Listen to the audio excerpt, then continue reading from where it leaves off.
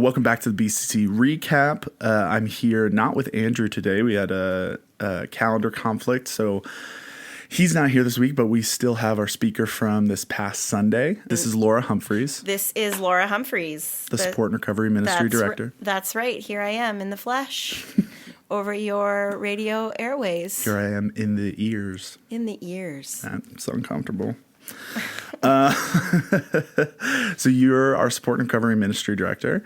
So that means you lead our Support and Recovery Ministry Thursdays. Yeah. And you were speaking this past weekend for CR Sunday, which I think I don't know if it was officially called CR Sunday. That's just what we've been colloquially calling it. It was a CR Sunday / invitation belonging combo Sunday. / extravaganza. Extravaganza. So you were speaking. When's the last time you spoke, like prior to that Sunday? It's probably been over a year, and I shared a sermon on mental health where we talked about the core longings. Oh, yeah. And did a prayer exercise on inviting the Holy Spirit and visualizing the Holy Spirit being beside you and your core longings that are missing. So I am glad to be back. I was glad to be back last week, and it was CR's 20th birthday here at Bethany. So Crazy. That is, I think, the prompting for the celebration with the 125. It was a good piggyback a few months later to show that, like our ministries, our core ministries at Bethany have been around for a long time. Yeah, that's super cool. For today, because it's a different speaker, we're going to have you, we're going to still answer some questions. We got some questions from the congregation, but this first half is going to be a little different than we normally do. So the question I wanted to ask you, are there any kind of cool things that came out of the weekend? Any stories that you want to share? Well, we're celebrating, if you had the chance to watch the kids' video part of the morning, celebrating those kids sharing openly and vulnerably about kind of their own journey and invitation and belonging, and they feel. So they were grades 5 and 6 in the video, and it was a pretty awesome experience, even to hear their answers when we were recording. Now, the actual recording that you saw was about 5 minutes. There was probably 45 minutes of footage with a lot of giggling. And so kudos to Carter for able to cut that down into something that was actually usable. But those kids really do get the message of invitation. They wait for each other each week. They share openly and vulnerably. They really do mean it. If there's a kid who wants to come out and try that, they will be there, and they are excited for new friends to join. So in that, I've had several emails and several signups from just hearing and seeing some of our kids share how they've been impacted, and also how the leadership and our volunteers have impacted those kids' lives. At one point, I believe Eden talks about the prayer box, and just the opportunity to read the prayers and be able to pray for these kids is just such a gift. And they're real prayers. And they're not even just praying for themselves. We get prayers about the leaders. The kids are praying.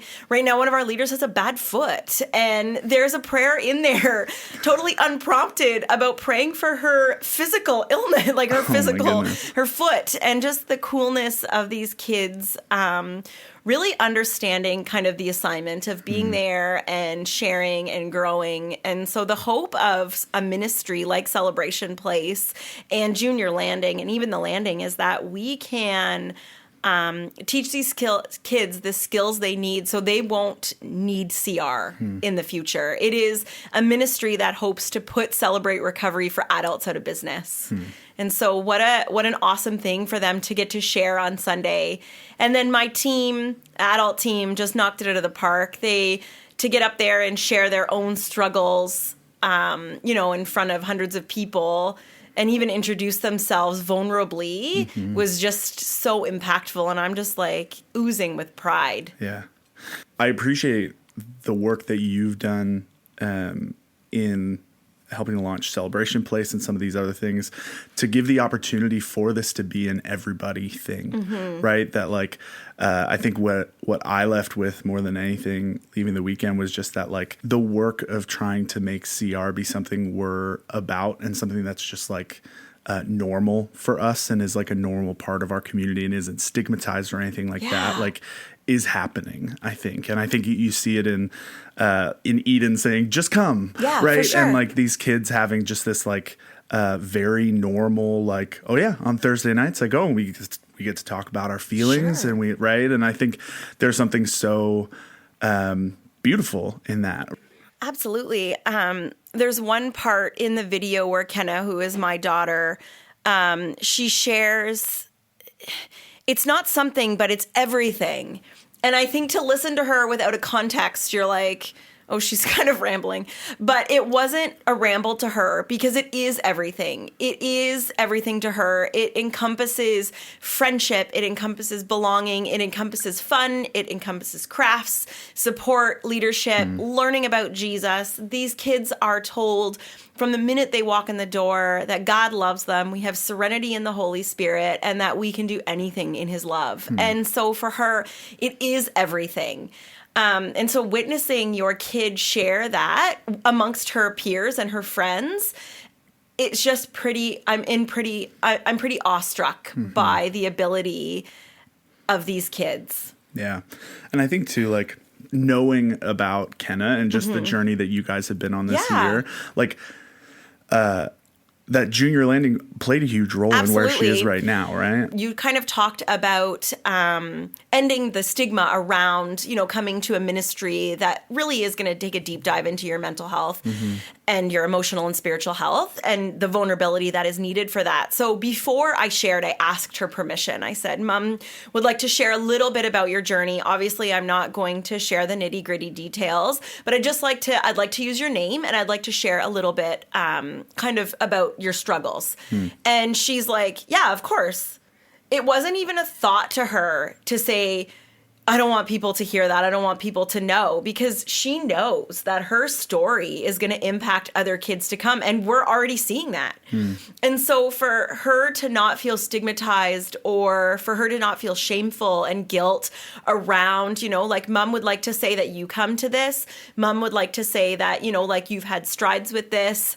And for her to just give like an easy yes, it's so awesome. Yeah. And I think that's one of the coolest things about CR and support and recovery on Thursdays is just this like emphasis on like dissolving shame, right? And I think that like that's most of what keeps people oftentimes from engaging in ministries like that is just shame around the fact that they struggle. And like I just think about how to experience that Sunday service and to see the dissolving of shame cross generation is so cool, right? Like to see everybody from like a Kenna and an Emery to a Dot and Peter all saying, hey, I'm gonna like, this is what I struggle with, right? Is just gorgeous, right? Like it's just so beautiful and so impactful. Everybody, I feel like coming to CR, and I hope that we were able to generate that through Sunday. We're just a bunch of like regular people and we love Jesus and we've had struggles through life. And so we know that our testimony turned into a story is going to help others. And so I hope that that's what was depicted, that we're just your average folks come into church on Sunday who also come on a Thursday night where we can dive deep and be vulnerable with each other. And looking at, like the kids who shared and the landing message from the parent and the teen that was shared, these are NRCR adults. You're going to walk into a room on Thursday and you're going to be like, I home churched with these people. They sit, 2 rows in front of me on a Sunday. I work alongside. We've had these people over for our dinner and we never knew that they were coming out on a Thursday. Often that's the message that I get after somebody tries out one of our ministries is like, we knew so many people, and they're just regular folks. We say no perfect people welcome. So if you are perfect, you'll have to find somewhere else to go. But we're just a bunch of regular folks who have had struggles. And so many people after the service came up to me and said, I should be in CR because I struggle with X, Y, and Z. And I've had this medical issue and I'm, in a deep, dark depression or whatever. And so you're like, actually, yes, you should come out. Yeah. We think that our ministry is made for everyone because life is hard, whether you're 6 years old or you're 100 years old. Life is difficult. We're always facing difficulties, relationship issues. There's just so much. Look at our current climate of our world. Who doesn't have anxieties? Yeah, I think that's so true. And also a great segue. Normally we take a minute in these podcasts to promo something or to let people know about something that's happening at the church.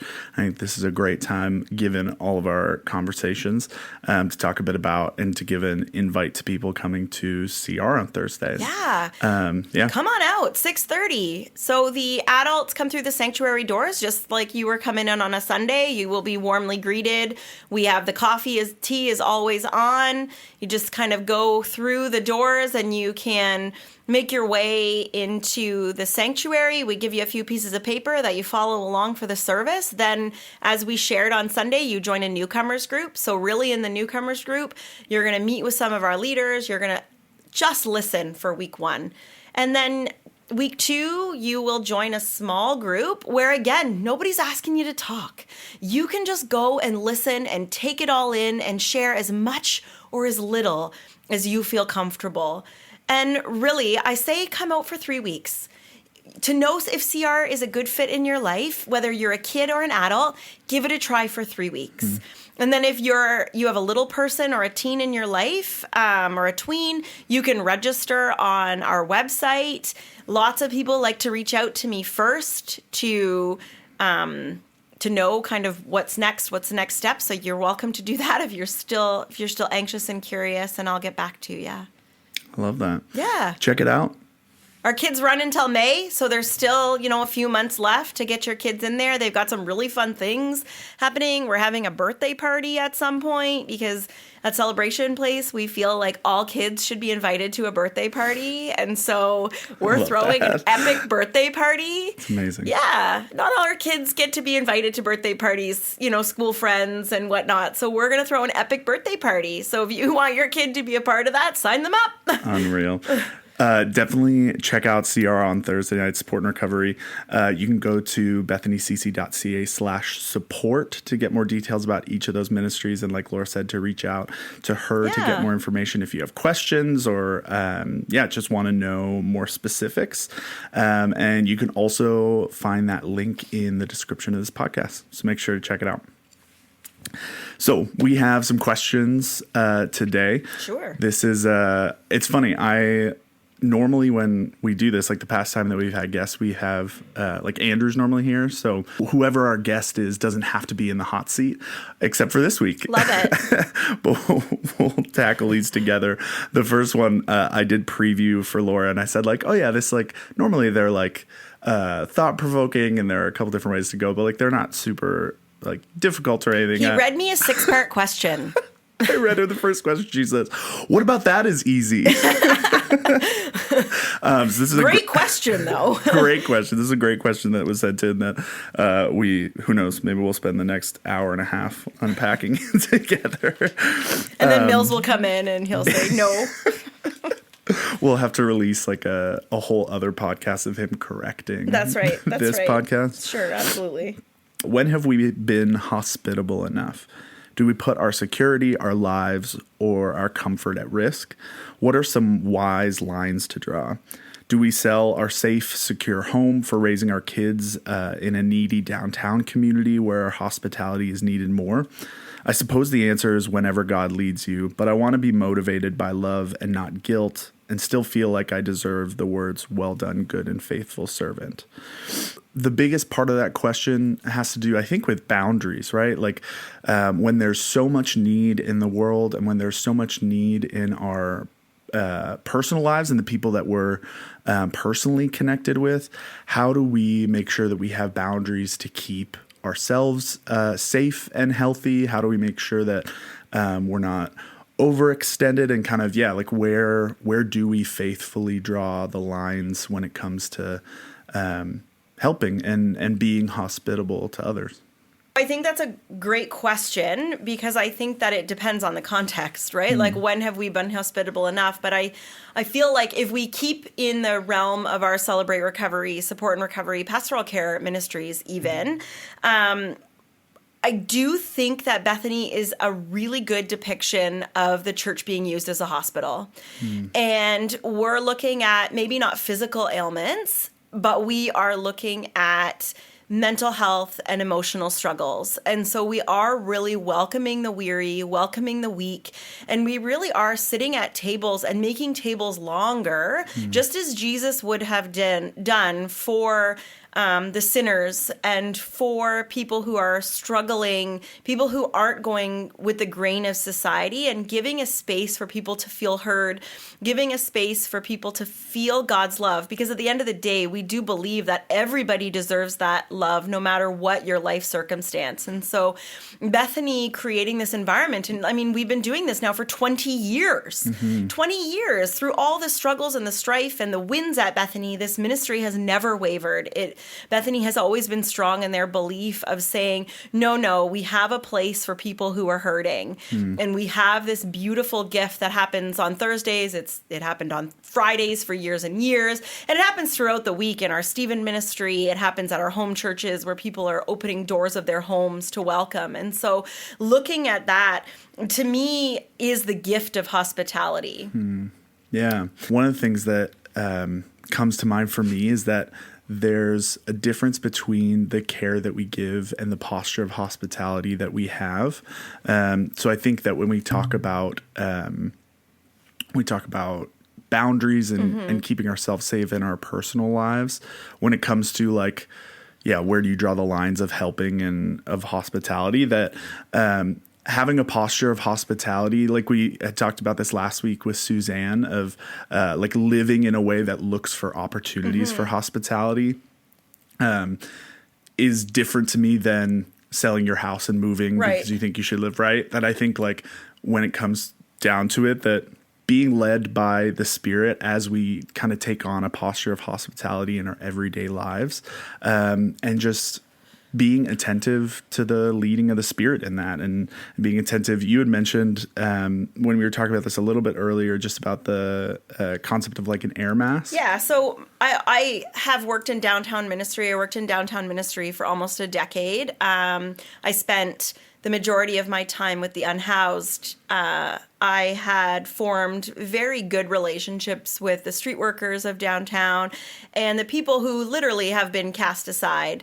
And so spending time with those folks is taxing on your own mental health. Drug addiction is alive and well. And so my analogy that I always like to use when kind of sharing, like, why don't we sell everything and move downtown and, kind of live amongst the people who are hurting. So I often think of it as being on an airplane and the stewardess and the pilot asking you to put your air mask on first before you help the people around you. And so as somebody who had a PTSD and anxiety diagnosis from working with the unhoused and from being around a lot of violence and a lot of addiction, I wasn't putting my mask on first. I was spending copious amounts of time downtown. I had ingrained myself in the community. I was feeling hurt. I wasn't able to turn it off when I went home. And so it was impacting the relationship with my children and my husband. And so now I look at it and I'm like, no, I need to get some fresh oxygen in my lungs.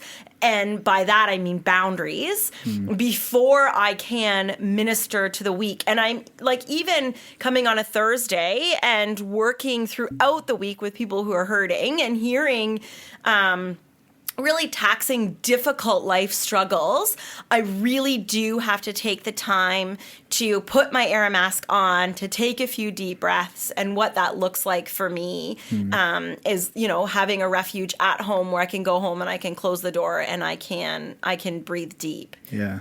Yeah. It's like, similar to the bucket filling conversation, right? Sure. That like you can't empty your bucket into another one if there's nothing in it, right? And like you have to make sure that your bucket is filled so you can then pour it out. And what are some things that you guys at CR and at like on Support and Recovery Thursdays do to welcome, to extend hospitality that maybe would be helpful for us in our everyday lives as well? Or maybe another way, even if it's not like specific physical things, or like what's your approach to that at CR? So we lead vulnerably, first of all. You won't typically get if you say to somebody on a Thursday, hey, how are you? You're not typically going to get okay, how are you? Right, I'm fine. Right? I'm fine. Everything's fine. When it's really not. So you typically on a Thursday, we try to unmask ourselves to then make other folks feel comfortable. I also think this is a good opportunity to share about our newcomers program. It is kind of a unique thing to CR. You don't go very many places and get the opportunity to just listen for the first week. So the pressure is really off you to share, and then even still after that, really we're okay with an audience for a little while, right? Until you're kind of ready to start that work. And CR is work. It's not for the faint of heart. You have to be ready and willing to kind of jump in and to take that dive. But we from the moment you walk through the door, we hope that you're greeted warmly. Like I said, there's refreshments and there's coffee ready to go. You're kind of shown where to sit, what to do, what's the next thing. During our service, we explain what's about to happen, what is going to happen. And so you get the opportunity to kind of know what's next. When you come into CR, you're typically not coming because you've had the best day, right? And so we recognize that. And if you need a few extra minutes to process, that's okay. And if you need extra prompts to know what's next, that's okay. It's a really warm, I just feel like it's a really warm welcome. Yeah.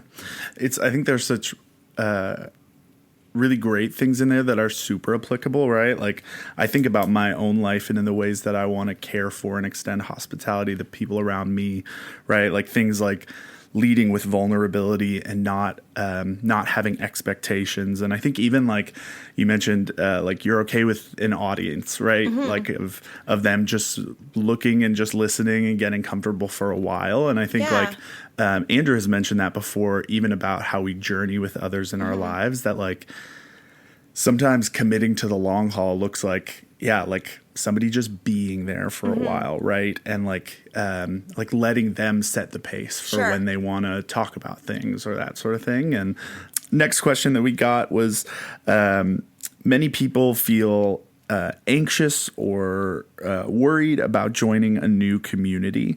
How can we invite others into our homes, churches, and lives in a way that honors their mental and emotional well-being? Yeah, so we need to meet people where they are. We set small goals. We don't have lofty expectations, right? And so I think in a situation like that, the gift of invitation, and the best invitation comes from a personal invitation. And also at CR, often we feel the need to recommend CR for people in our lives, right? So I get lots of emails that start with, my neighbor really should come to CR.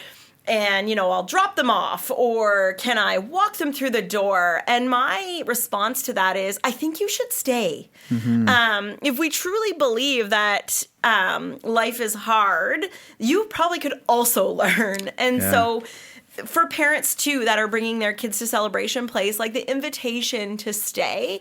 And so I just think bringing somebody along and staying with them for the journey is one of the best gifts we can give somebody. Mm-hmm. Yeah, I think that's so true. I'm reminded of like, just recently we heard a story of somebody mentioning that they had been journeying with someone for a while, and they said, and we're going to CR this Thursday, right? And like how, I mean, this is on a different wavelength, but like in communications, we talk about how like the best invite you can give, or like the best form of communications you can give, is a personal invite to somebody to say, hey, come along with me. And that will be better than anything that I can do. Any flyer. Yeah. Any social media post. Because who doesn't, even as an adult, having a buddy in a situation is much easier than walking in with a flyer that you were passed on, walking out of a door one week and inviting you into something, right? Yeah.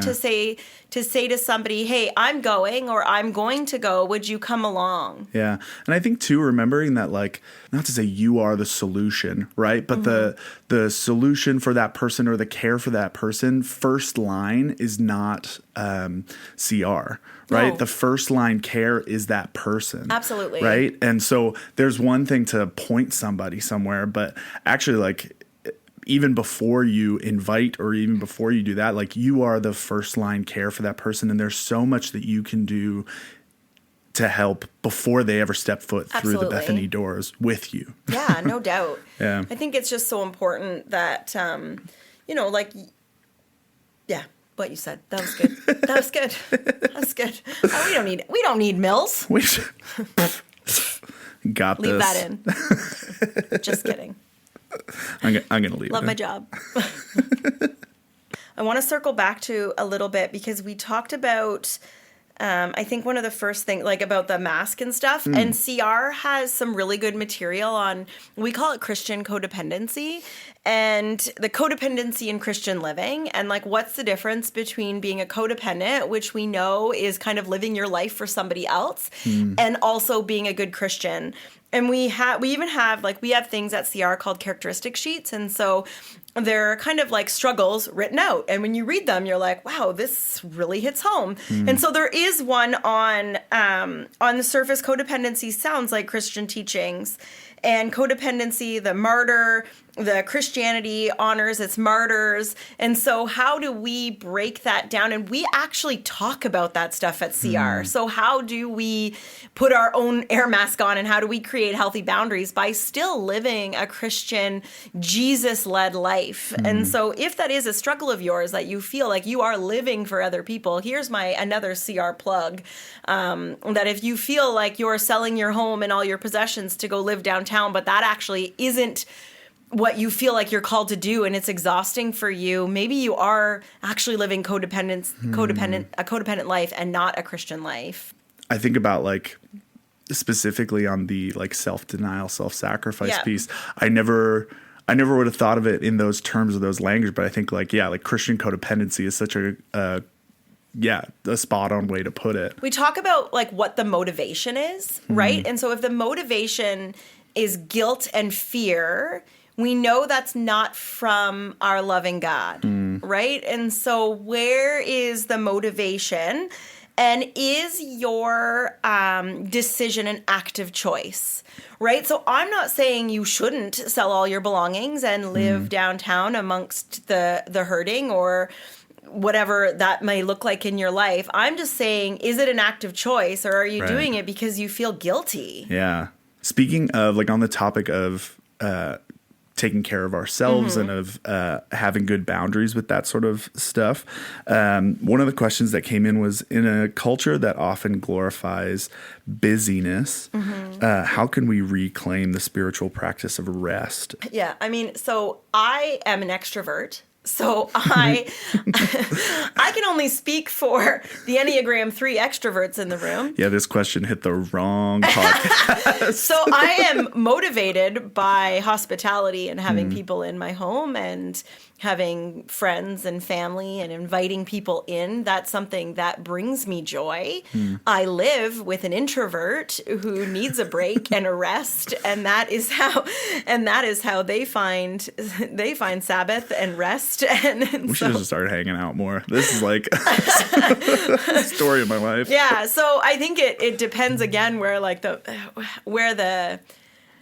the rest comes from. I can find rest amongst community, right? Whereas, again, my husband finds rest being by himself playing Fortnite. Sorry, you can keep that in. Sorry, Mike. Yeah. He's recently found Fortnite, let me tell you. Yeah, so I just think like finding Sabbath, I actually personally, I'm not going to lie, because we're vulnerable and I would love to say that I'm really good at this. Mills would have been much better at this. He is way better at rest and Sabbath than me. I have this, it's probably part like boundary issues and codependency issues that I don't want to let people down. So I put others first. It's a work in progress, right? I mean, I also attend CR, just throwing it out there. No perfect people welcome here. I did say that. And so I think that balancing what brings you joy and what brings you happiness. And to me, sometimes happiness is surrounding myself with others. I have to be mindful of the people that I live with. That's, we can't have people over every single weekend because that's exhausting to two of the 4 people that live in my house. You and Penny are like, woo! Pool parties every weekend. Everybody's always invited. She's like, everybody can come over and watch me do laps. That's right. When Mike and I first got our house and we were having people over all the time, having pool parties, he did pull me aside and said, I can't maintain this. This will put me in the ground. Yeah, that's right. That's right. No, I think that's really true. I think sometimes self-care can look like numbing for a lot of people. And like sometimes self-care looks like sitting with some discomfort sometimes, right? Like I recognize that my inclination is to just like pack out my schedule and do things. And that when I'm in times of stress or when things are bad, I do that as a way of not dealing with things, right?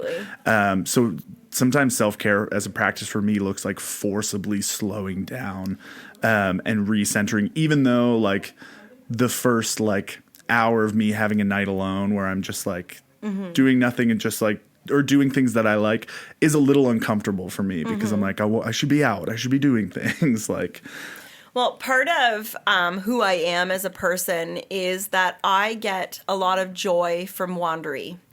And so I need to, and that's a slow practice, right? It's a self practice that doesn't require anybody else. And so taking myself into nature so I can have these moments of wonder and to think through and to process does bring a different heightened level of self-care, and it's spent with Jesus, right? And so the wandering comes from the bigger picture of living a life full of Jesus. What am I called to do? What is next for me? What is next for our ministry? What is next for my marriage, my children? And so that is a quiet practice that I do try. And again, it might mean that I have to literally schedule into my, Jamie often says like, did you find time to wander and to wonder? Right. And I would love for the answer to always be like, yes, of course I spent 1 hour this week by myself in the woods. Right. But it's not always the reality. And so really scheduling that time, and once you create that healthy practice, all of a sudden the people around you know that that is a healthy space for you to be in. And so that's creating a healthy space in its own, right? So people will leave you alone on a Sunday or a Friday or a Saturday because they know that, you've created these healthy boundaries for yourself. Yeah. Have you ever listened to I Wonder as I Wander, as you wonder and wander? No, but that's a tongue tie. Yeah. I actually can't believe I said it clearly right now. It's like you're the host of a podcast. Yeah, like I think as we talk about this, it's like I mentioned, like filling your bucket, right? Yeah. And making sure that your bucket is full before you can pour it out. That when it comes to self-care, you're looking for things that actually fill your bucket, not things that make you look away from your empty one, right? Yeah. So like you said, like sometimes that looks like scheduling time and getting out into nature, right? Or sometimes like, yeah, it just looks like slowing down, or like sometimes it could look like the opposite, right? Like maybe you've been in a season where you've had more disconnection and you realize like, oh, actually, like I need to force myself and schedule times to connect with people and to People be are with rejuvenated people. in different ways. Yeah. I felt alive leaving on Sunday. Yeah. And for a lot of folks, like that would be so exhausting. I was like ready to do it again.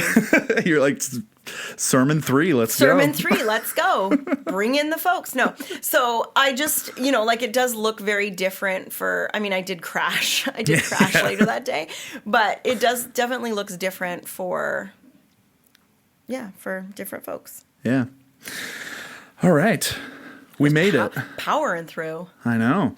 We made it. That's all of our questions for today. Who needs Mills anyways? I know, right? Just kidding. We all do. What you guys didn't hear was us talking about how great a leader he was. Before we hit record on this podcast. Yeah. So this upcoming week, as we record this today is the start of Lent. It's Ash Wednesday. Did you have pancakes for dinner last night? No, I didn't, because I forgot that it was Pancake Tuesday. Shoot. So I was literally about to eat a salad that I had made, and I was like, wait a second. You don't make friends with salad. But you do make friends with pancakes. So this week we're kicking off our Lent series. It's called Deadly Desires, and we'll be looking at the 7 deadly sins. Come back to CR. Yep. Very well timed. It's almost like we planned it. And I believe this Sunday we're looking at lust. So we're diving right into it. We are. We have a place for that at CR. Thank you so much for sitting down and chatting with me. Yeah, I really appreciate it. And, if you really are thinking about coming out, this week is going to be great. Our lesson is admit. So we're going to admit our struggles and our shortcomings to somebody else, which seems really daunting. So if admitting you're struggling is the first step for you, this is a really good lesson. We have a great teacher who's gonna share on that. And then I don't know, the kids are doing an activity where they're going to squeeze toothpaste out of a toothpaste. And they're going to talk about how when we say really hurtful things, it's real hard to get those words back in, just like it is putting toothpaste back in a toothpaste tube. So, if those things might hit home to you, register your kiddos, bring your teen out to the landing, and stay for CR. I guarantee you will learn something. Definitely check it out. You can find all the details in the link in the description of this podcast. Make sure that you like and subscribe and comment wherever you're listening to it.